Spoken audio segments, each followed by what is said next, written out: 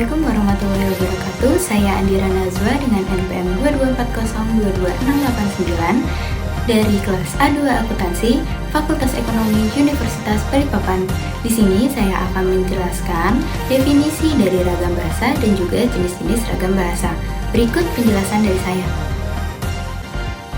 1. Pengertian. Ragam bahasa adalah variasi bahasa menurut pemakaian yang berbeda-beda menurut topik yang dibicarakan, menurut hubungan pembicara, kawan bicara, orang yang dibicarakan, serta menurut medium pembicara.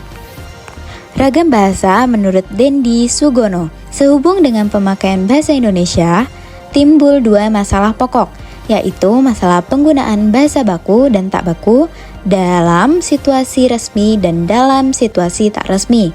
2. Fungsi. Penting tidaknya suatu bahasa apabila pertama, jumlah penuturannya banyak, penyebaran bahasa yang luas dan terpakai dalam banyak bidang atau ragam. 3. Jenis-jenis ragam bahasa. Yang pertama, ragam bahasa lisan dan tulis.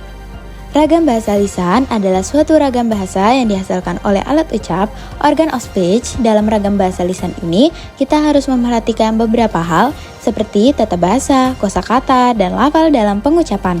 Contoh ragam bahasa lisan yakni ragam bahasa pidato, ragam bahasa kuliah, dan ragam bahasa panggung. Ciri-ciri ragam bahasa lisan. Yang pertama, memerlukan kehadiran orang. Kedua, unsur gramatikal tidak dinyatakan secara lengkap. Ketiga, terikat ruang dan waktu. Dan keempat, dipengaruhi oleh tinggi rendahnya suara. Ragam bahasa tulis adalah bahasa yang dihasilkan dengan memanfaatkan tulisan dengan huruf sebagai unsur dasarnya. Dalam ragam bahasa tulis, kita harus memperhatikan beberapa hal, seperti tata cara penulisan, ejaan, di samping aspek tata bahasa dan pemilihan kosakata. Dalam hal ini, kita dituntut untuk tepat dalam pemilihan unsur tata bahasa. Contoh ragam bahasa tulis, yang pertama ragam bahasa teknis, ragam bahasa undang-undang, catatan, dan surat.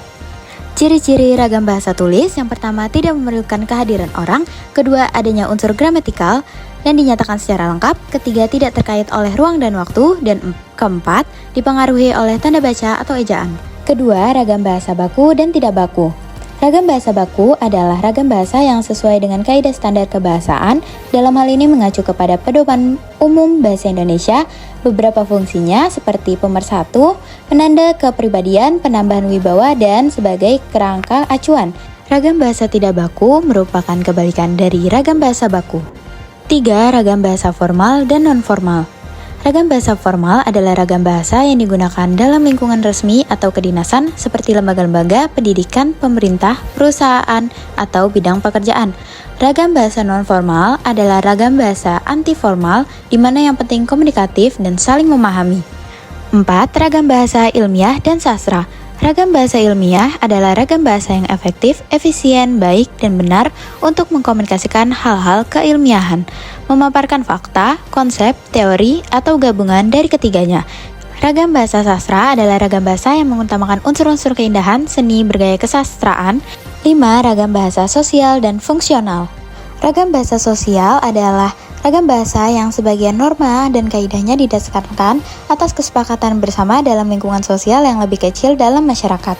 Ragam bahasa fungsional adalah ragam bahasa yang dikaitkan dengan profesi, lembaga, lingkungan kerja, atau kegiatan tertentu lainnya. Sekian penjelasan dari saya, kurang lebihnya saya mohon maaf. Wassalamualaikum warahmatullahi wabarakatuh.